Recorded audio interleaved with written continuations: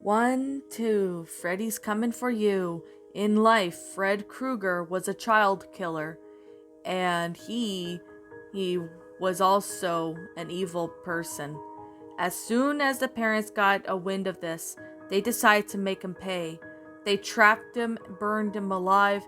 Freddy, who now appears in nightmares of teenagers, killing them in their sleep, wielding gloves with knives attached to his fingers. Krueger was now burned face as a vintage of fear to anyone who dares fall asleep. Scooby-Dooby-Doo, where are you? We got some work to do now. Scooby-Dooby-Doo, where are you? We need some help from you now. Come on, Scooby-Doo, I see you, pretending you got a sliver. You're not fooling me, 'cause I can see the way you shake and shiver. You know we got a mystery to solve, so Scooby-Doo, get ready for your act. Don't hold back, and Scooby-Doo, if you come through, you're gonna have yourself a Scooby snack, and that's a fact. Scooby-Dooby-Doo, here are you. You're ready and you're willing. If you can count on you, Scooby-Doo, I know we'll catch that villain. In an extremely hot boiler room, a young blonde-haired girl with blue eyes, Carly, walked through, wearing only her nightgown. She didn't know how or nor she cared how she got in here. She just wanted to leave. This place was starting to scare her, but everywhere she looked, she could not find an exit. The weird thing about this boiler room was, it looked more like if some sort of type of hell to Carly. The fire burning in the distance gave off a devilish feel. Even then, things weren't bad enough. She heard a small sound. It started pretty low, but then it got louder, and it was one of the most horrible sounds Carly has ever seen in her life, and it sounded like somebody was laughing. And not a haha that's funny joke type of laugh. I'm about to commit a hideous crime type of laugh. Slowly but surely, across Carly at the end of her room, a shadow started to walk from the steam that was emitting from the nearby boilers. It looked like a man. He was wearing a large fedora, green and red colored shirt, and had something in his hands. Carly couldn't tell what it was, but it wasn't pretty. Chuckling louder, the man stepped closer to Carly, and when his face became visible, Carly saw the burns and scars all over the man's face. The thing the man is now revealed to be the glove with knives attached to his fingers. "Who are you?" Carly timidly asked. The man just kept laughing. She was so scared, but subconsciousness kept telling her that this was just a dream, but it felt so real. She was so scared that she wanted to start crying. "You know, don't you know?" He smiled evilly. Carly shook her head. She did not want to know who it was, but we do, Freddy Krueger. "Well then, how about I introduce myself?" he said, lifting his gloved hand and flicking a lock of Carly's hair with the blade. For a few reasons unknown, Carly shoved Freddy and began running in the opposite direction. As she bolted, she could hear him laughing. When she saw something she could hide around, she ran behind it and crouched down. "This is just a dream. This is just a dream," she muttered to herself. "No," she heard Freddy say. She looked up and saw him standing over her. They're so much more real than that," he said. He suddenly slashed his claws down her face. Just before he could hit her, Carly woke up. Bathed in her own sweat, Carly called out, "Mom! Mom!" 2 seconds later, her mother and father bolted out of the room. What? What is it? What's wrong?" her mother asked. "I had another nightmare," Carly said. Her mother sighed. "Sweetie, there's nothing we can do about that," her father said. "But I can't stay asleep. It felt so real. Look, I know this move has been rough on you. It's just all been rough on all of us," her mother said. 15-year-old Carly Jessup hated moving. Her parents had to move to Springwood, Ohio a few days ago. The movers hadn't finished bringing up all their things yet, so tonight Carly had to sleep on the floor in her sleeping bag.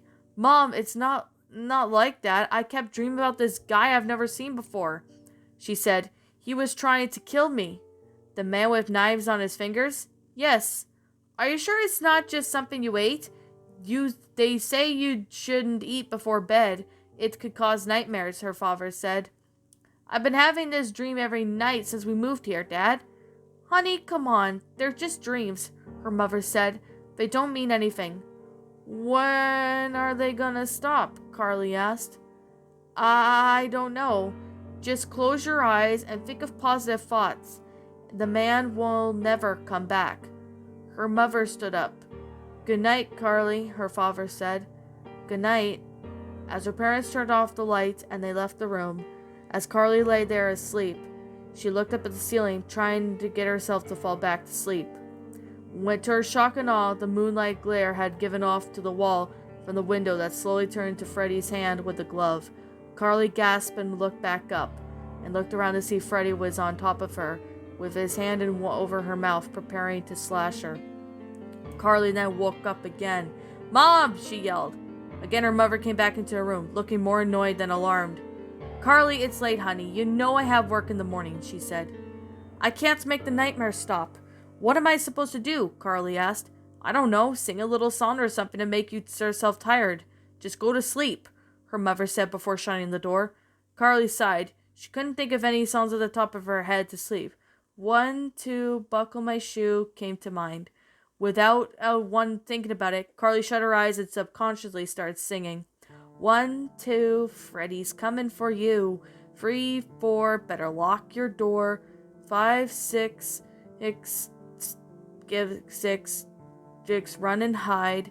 7, 8, stay up late. Then she started to fall asleep as she sang. 9, 10, she opened her eyes and shrieked in horror. Never sleep again, Freddy screamed before he slashed her body with his glove. The very next morning, the mystery machine drove along the roads of Ohio, heading towards Springwood. As Fred Jones drove, Velma Dinkley and Daphne Blake sat in the passenger seats. In the back as usual, Shaggy Rogers and Scooby-Doo were stuffing their faces with a ton of food that they had with them. Why, you're not going to finish before I do, Shaggy said, shoving a cheeseburger down his throat. Rah-ha! Scooby barked as he devoured a huge slice of cake. Needless to say, the two of them were making a pretty big mess back there. Spaghetti was flying around, steak was being thrown at, and all different kinds of ice creams was being guzzled out down by the goofs. Hey, can you guys calm down a bit back there? Velma asked, turning her head to see them. Why are you guys eating so much anyway? Daphne asked. Why, we're training for the competition, Shaggy chuckled. It was true. Every year in Springwood around October, a free-day festival would be held, and there would be music, a Ferris wheel, and contests. A few weeks ago, when the gang first heard about the festival, Scooby and Shaggy couldn't pass up the opportunity of entering the eating contest, so they had the Hex Girls heard that the Hex Girls would be performing at the festival, and they were also going to pay their old friends a visit. Who do you think that you should have it trained for the eating contest? Fred said.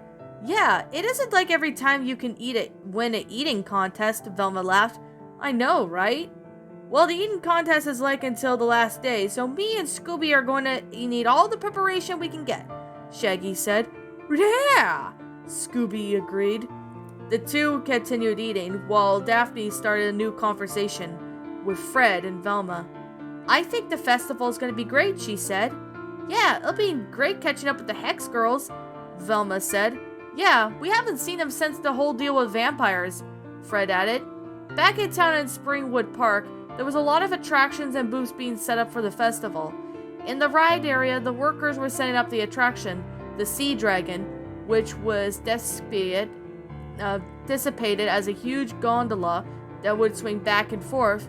There was also a bumper car ride called the Spin Out attraction, of course, a Ferris wheel.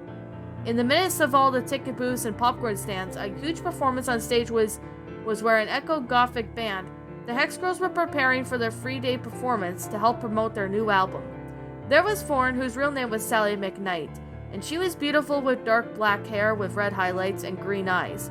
She wore her signature red and black dress, as she was the guitarist and the lead singer of the band. Also there were two bandmates, Dusk and Luna.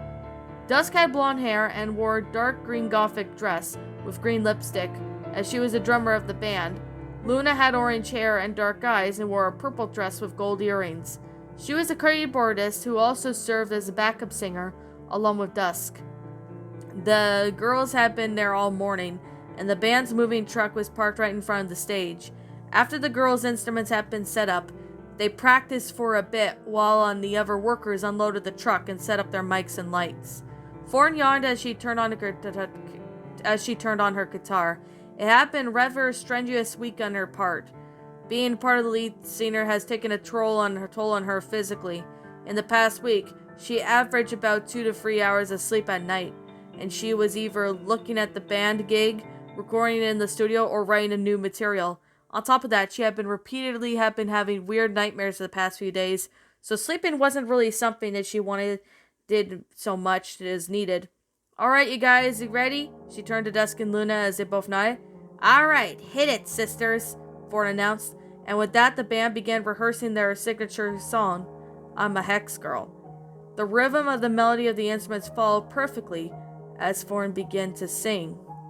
All in the parking lot of the park, the mystery machine pulled onto a stop.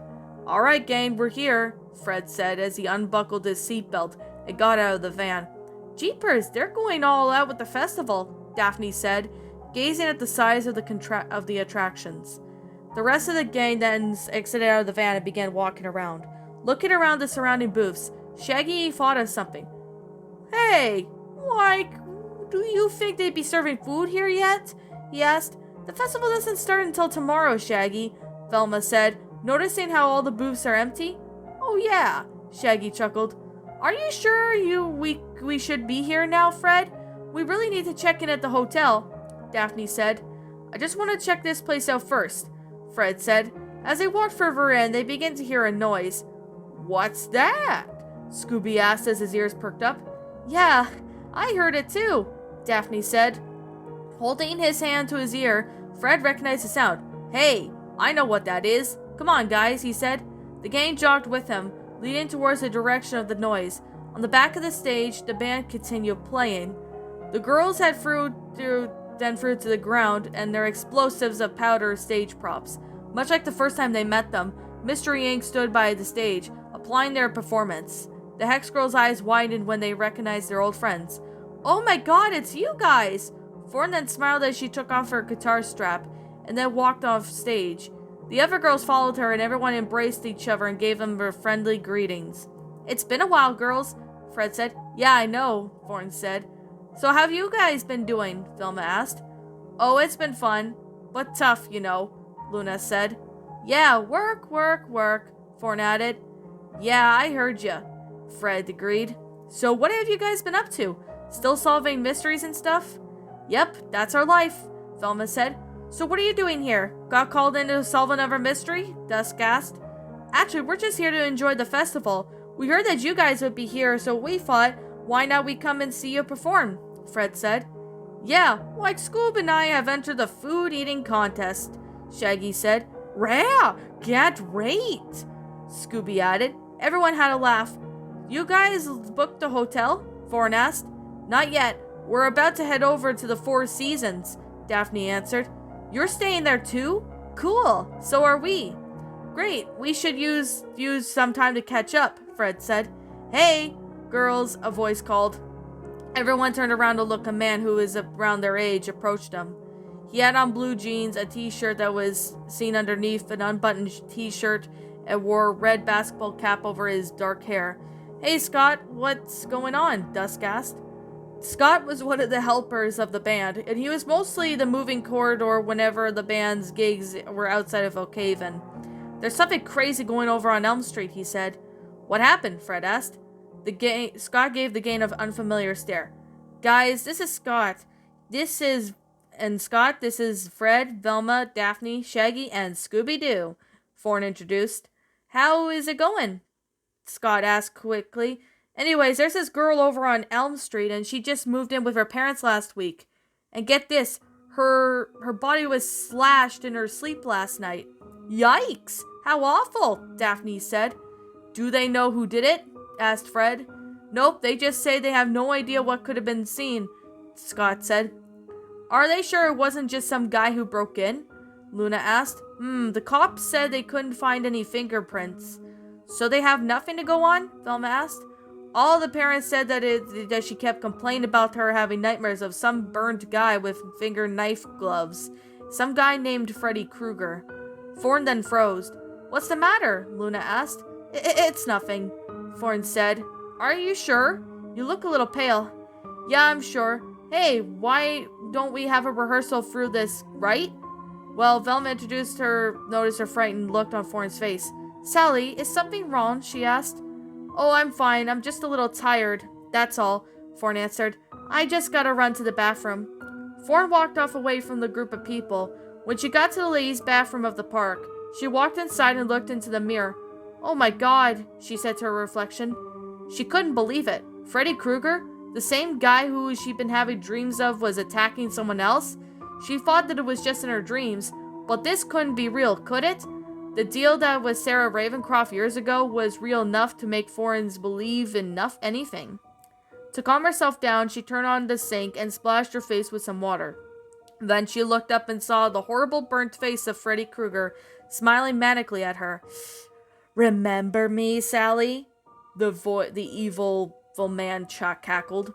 Thorn screamed and then suddenly, before snapping back to reality, only seeing a reflection. This was so weird as it was starting to freak her out. It's okay. You're just going out of your mind, that's all, she said to herself. She took 2 deep breaths before reaching into her pocket and pulling out a small bottle of dioxin pills. Her doctor had advised her against taking them, but she insisted that she needed them in order to stay awake due to the band's performance. She started at 1 tablet for a second before shoving it into her mouth. This should keep her awake for at least 10 hours or so.